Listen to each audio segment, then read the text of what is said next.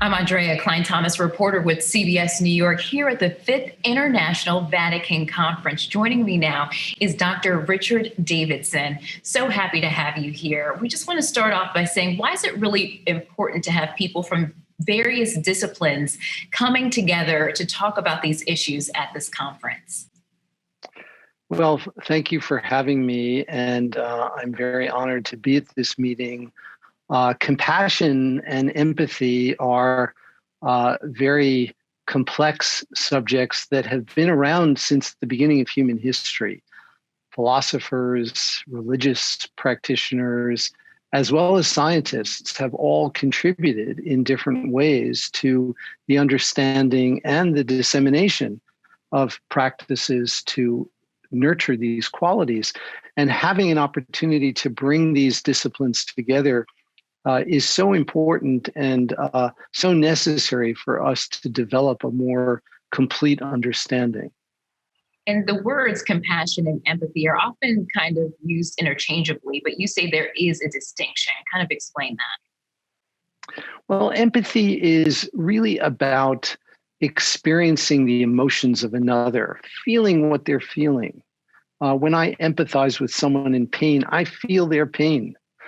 Compassion is the disposition to help relieve another person's suffering.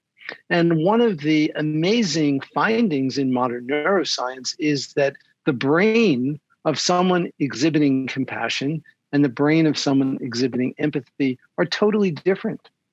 And so this gives us real insight that these are related but very different kinds of qualities. And how does compassion and empathy help patient care and just overall patient outcomes? Well, we think of empathy as a necessary precursor to compassion. In order to relieve another person's suffering, you've got to know that another person is suffering, and having a sense of their pain can be very, very helpful. But if all we experience is pain, it will not be very helpful to the patient.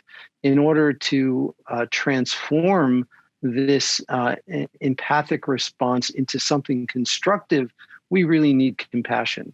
And so this is enormously valuable in the helping professions because the transformation of empathy can relieve a lot of the stress and burnout that members of helping professions often experience.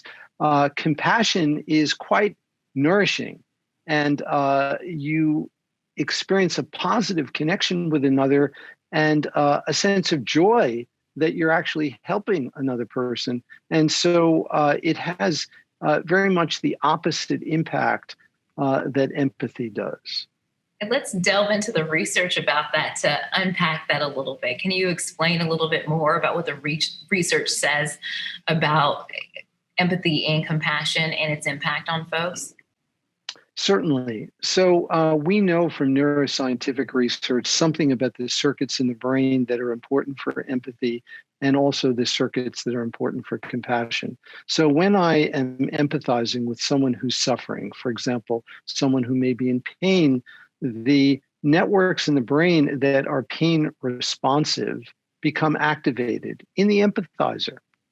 And when I am experiencing compassion toward that person and translating and transforming this sense of empathic pain into caring and concern, then we begin to see networks in the brain that are associated with positive emotion and also with action to be activated.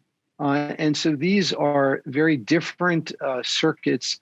And this is an important sequence that begins with empathy, but ultimately leads to compassionate action and to a skillful and constructive way of helping another person.